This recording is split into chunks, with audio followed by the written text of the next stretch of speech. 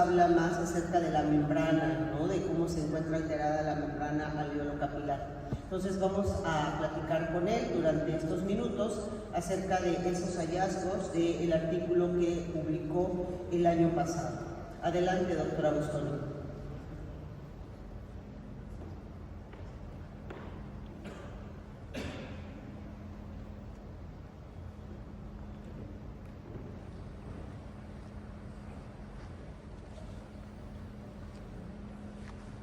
Gracias por la presentación.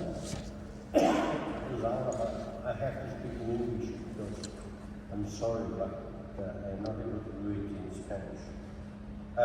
What we are going to do is to discuss about the new evidence of respiratory and functional alternation in symptomatic post-COVID patient, and specifically the role of DLCO and DLNO. However, it is not only DLCO, DLNO. You have, first of all, to have a clear idea of what we mean with the term post-COVID or long COVID, because actually there is a lot of confusion about this terminology. To get some light into it, we did a study, a multi-center study, where we have a cohort of 1,297 adults with post-COVID. Remember, I specified adults because you can have also children with post-COVID. And in children, you have the most fun things. There's children who doesn't want to go to school anymore because he is in the habit during the COVID time to stay at home, or problem with the capability to learn at school.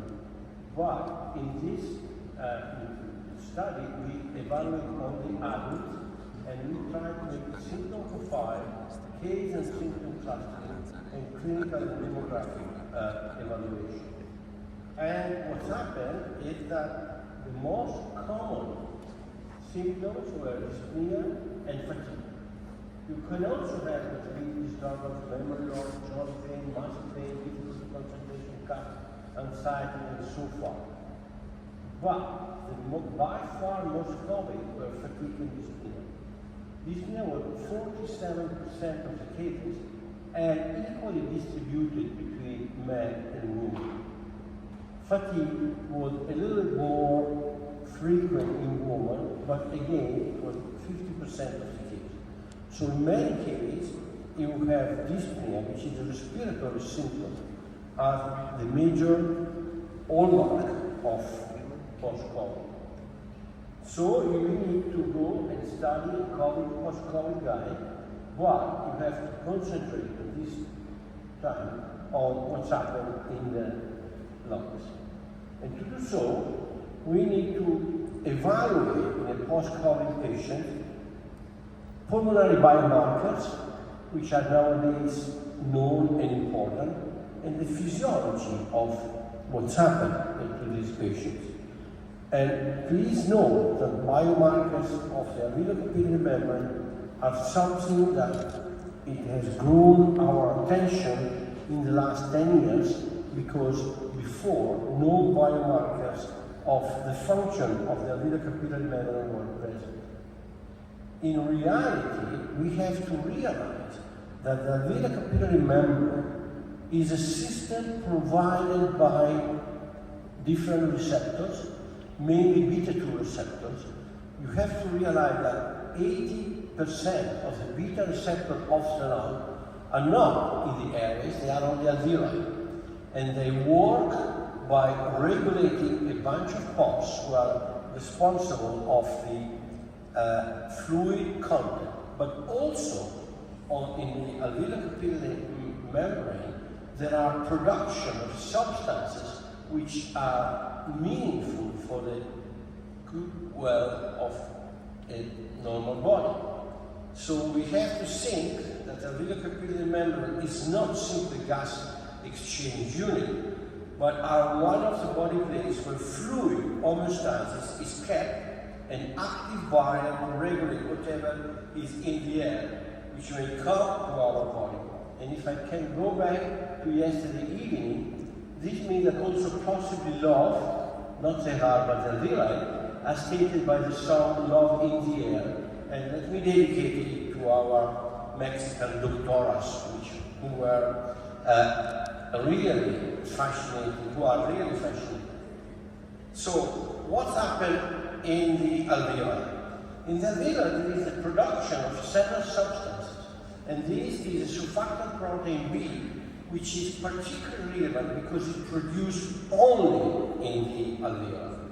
This substance is produced in the cells, both type 1 and type 2, and it goes through a catabolization process so that from a big protein go to a much smaller one, and it is secreted in the air, over the cells in the air. If it is secreted on the other direction, which means it is present in the blood, that means that there is something wrong, something which is not expected, as you will see later on. And this is the immature form, which is much bigger than the mature form, but if you find in the blood the immature form, this is even worse, because it tells you that not only it is get out from the wrong side of the cell, but also it's not going through its natural development. We have done several studies on SPB in specific conditions such as high altitude, Monte Rosa and Everest base camp, deep water immersion with some colleague from Croatia, or in heart failure, sarcoidosis, aortic stenosis, and COVID. But in heart failure, for instance, we have to realize that we also were able to study the effects of different therapies. This is just a picture with the paper we wrote in sarcoidosis, chronic heart failure, diving. This is chronic heart failure again, and these two are COVID, and these are severe aortic stenosis and so forth. So, the concept is that the alveoli are the entry gate of whatever is in the air. And I would like to show you one example before going to COVID, which is smoke. And the question is, who of you knows why smoke is associated with arteriosclerosis and cardiovascular disease? Which is the mechanism? Well, you may say there is changes in cholesterol level. Yes, but why? How? What is the mechanism? And obviously, you have to go to study the entry gate. And the entry gate are the alveoli. So, in this study, we took a subject with less than 40 years old, so very young, non-smoker and non-smokers. And there were not a single parameter which was different between the two groups. Younger than 40 years old, smoker and non-smoker. But the only difference was HDL surfactant protein B, which was the one which was the only parameter we found different between the two groups. Indeed, what's happened is that in the alveoli, we smoke affect the alveolar cells and produce SPB, pro-SPB, which go in the blood and combine with HDL, and the smoke acts as the alveolar cell by altering metabolism so that the immature SPB flow in the bloodstream where it binds HDL, modifying its function and altering its regulation of the cholesterol level. And what about the COVID? The COVID is the same thing. Virus of COVID came in through the air and so through the alveoli. Well, this study we evaluate surfactant protein B in this biomarker in the COVID population. We take patients during acute COVID and we follow them after 6 months. We lose from 73 patients 5 deaths. Medical reason which not allow them to come back, lost to follow-up, personal reasons, and technical problems. So we ended with 45 patients. And I would like to draw your attention to this part of the slide, where you have SPB immature form, which was high in the acute phase, but also elevated, even if reduced, in the chronic phase. And these are not patients with post-COVID symptoms. These are regular patients who heal from COVID, but still, there are signs that there is something wrong, or better to say, a healing process on the alveoli. And the value of SPB was much higher in patients needing oxygen therapy during the acute phase of the COVID. So, immature SPB is a potential biomarker for follow-up the COVID pneumonia severity and prognosis. And it undergoes the dynamic changes which follow the health of the alveolar cell. Now, let's go to the physiological marker of lung function. And the concept is that in the alveoli, between the alveoli and the blood, there is an exchange of CO2 and oxygen, and the regulation of the sickness is by the several pumps, which are on the beta-2 receptor I mentioned with you, aquaporin pumps, chloride pumps, and so forth. And the message is that if sickness increases, diffusion decreases. Now, the oxygen coming at the alveoli, then he has to link with hemoglobin, and the diffusion concept is how a gas can go from the alveoli to the bloodstream. How to assess lung diffusion? We said lung diffusion for carbon monoxide, we will say lung diffusion for nitric oxide. But what is important is to assess the partitioning of lung diffusion, which is resistance through the alveolar capillary membrane and the red blood cell. So, we used to have we still have the Rowton and Foster meter, and we have the DLCO DNO meter. The Rowton and Foster meter is based on the concept that you can use lung diffusion for carbon monoxide, but with different oxygen concentration.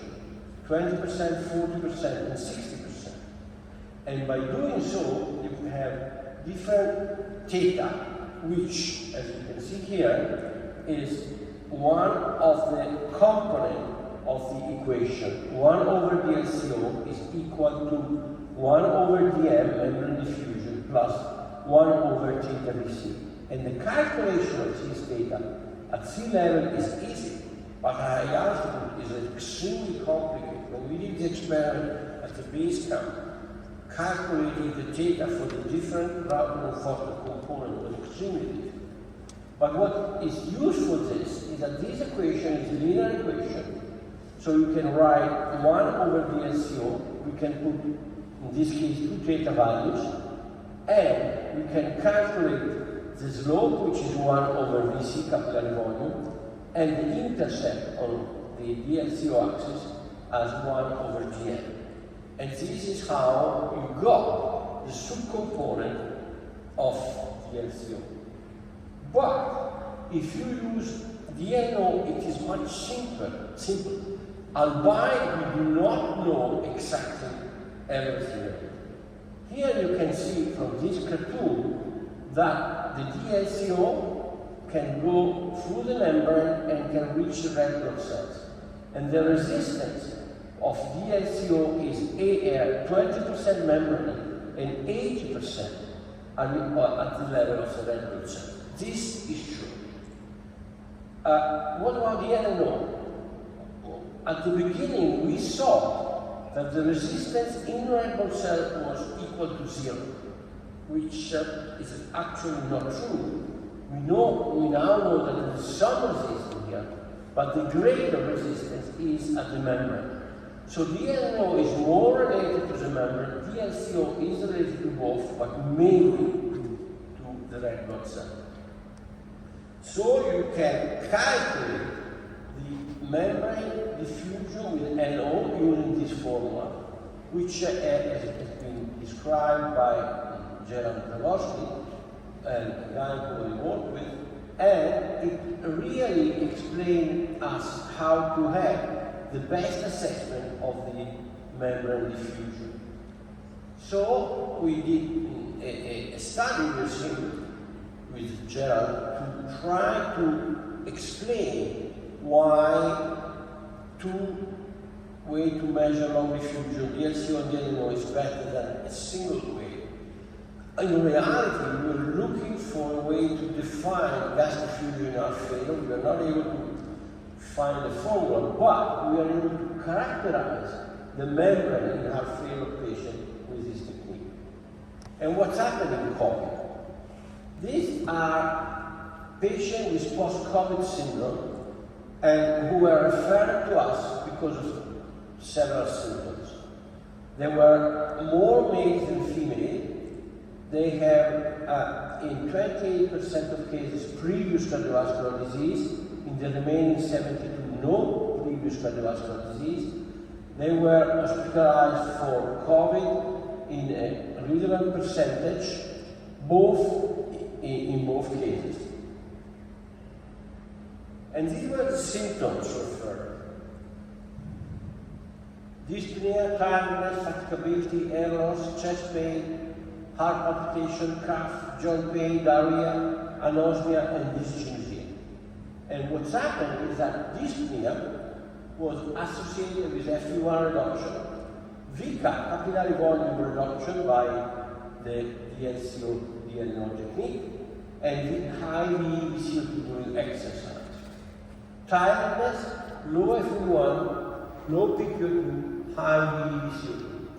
Fatigability, high VCO2, air loss with the percent of lung damage, not asking why.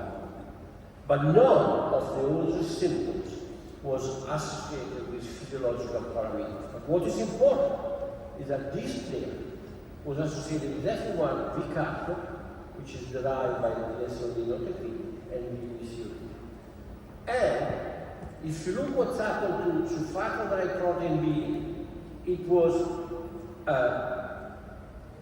higher in patients with previous cardiovascular disease, but still very high. Remember, that should be 0.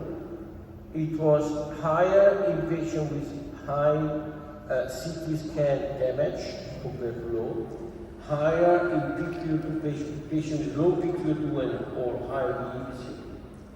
DLCO was not different compared to previous cardiovascular disease, but it was lower in case of high lung damage and was lower in patients with high VCO2 or low PQ2.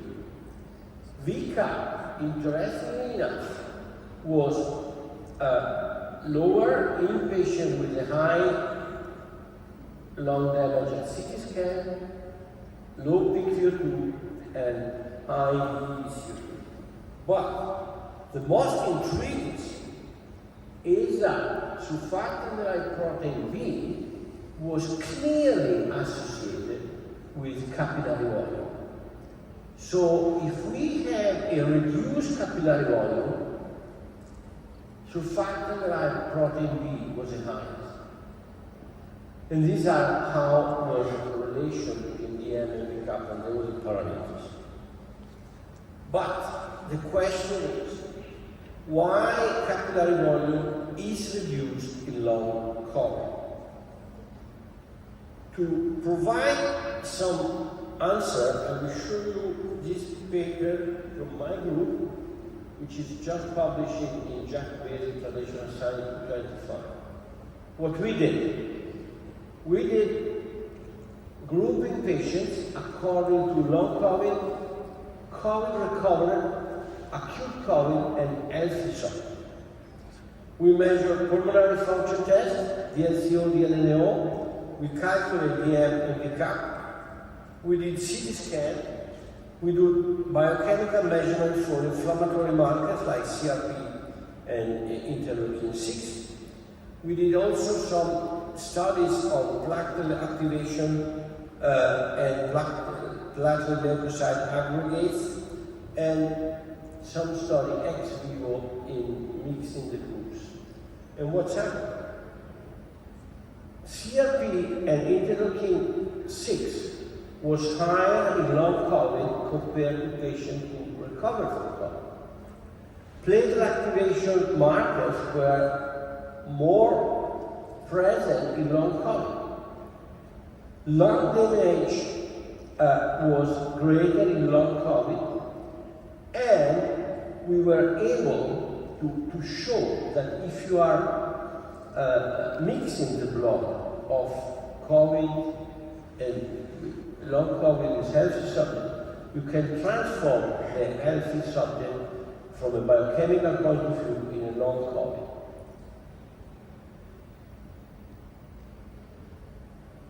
Sorry.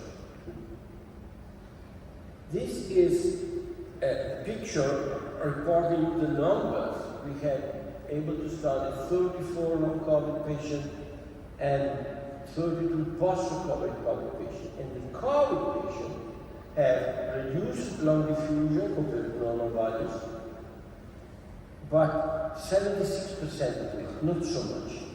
DNO was low as well, 91 compared to 120. DM was reduced, and also VCAP was significantly reduced. And this, again, is telling us that in the long term, in COVID patients maintain symptoms, there is something wrong at the alveolar capillary membrane. And what is wrong?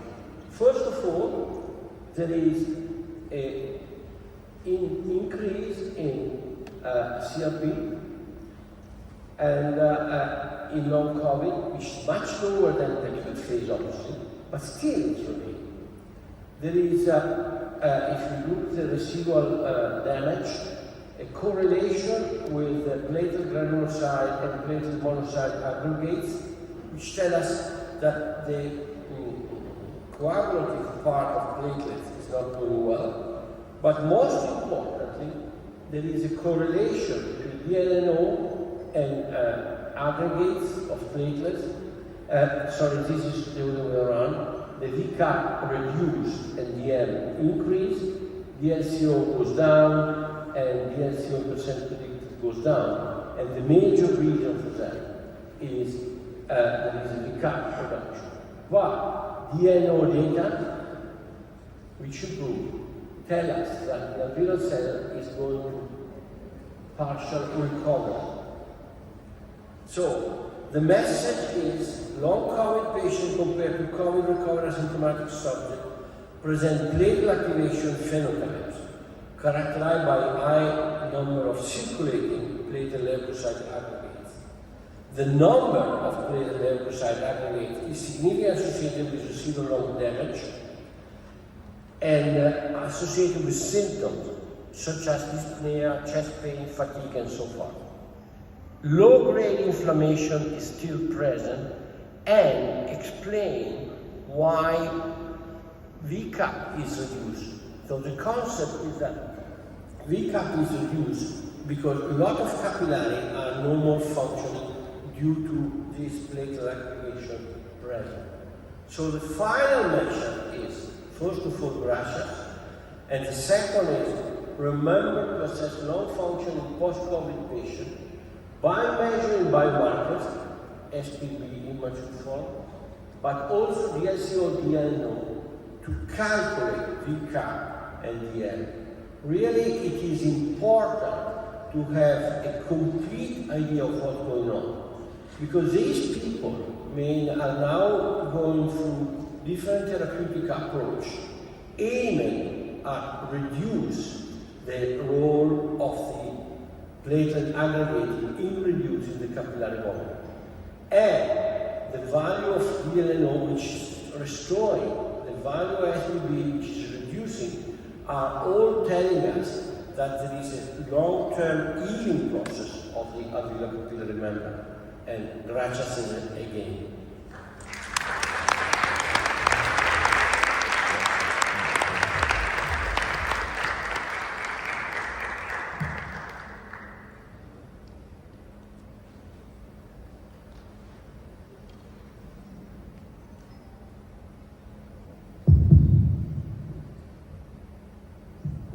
No sé si alguno de los presentes tenga alguna pregunta para el doctor Agustoni con respecto a la charla que acabamos de escuchar.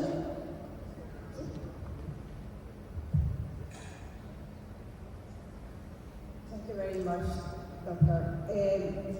Probably is, I don't know exactly the last question, but I don't know how you measure this surfactant protein. Do you measure in blood, in saliva? In the blood? No, you measure in the blood. In the blood.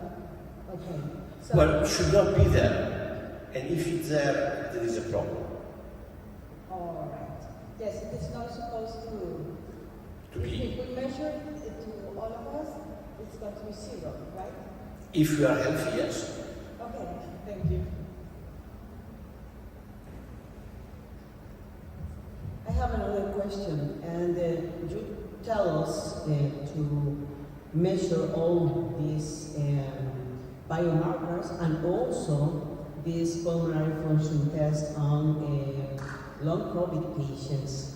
But in order to think about the pharmacological treatment for this platelet activation, what do you think this,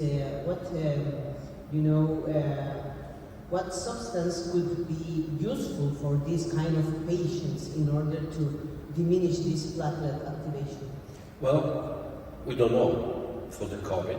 We are now using mainly ibuprofen or ibuprofen, or I think you have the same activity, or high dose of aspirin. But still, we have no trial in saying that this is useful or not. This is something that we don't know at present. The beauty of this data, which came out 20 days ago, show that there is a problem. The solution, it's the second step. Okay? ¿Nadie más tiene alguna pregunta? ¿No? Well, thank you very much, Professor Agustoni. Muchísimas gracias a todos los que estuvieron aquí.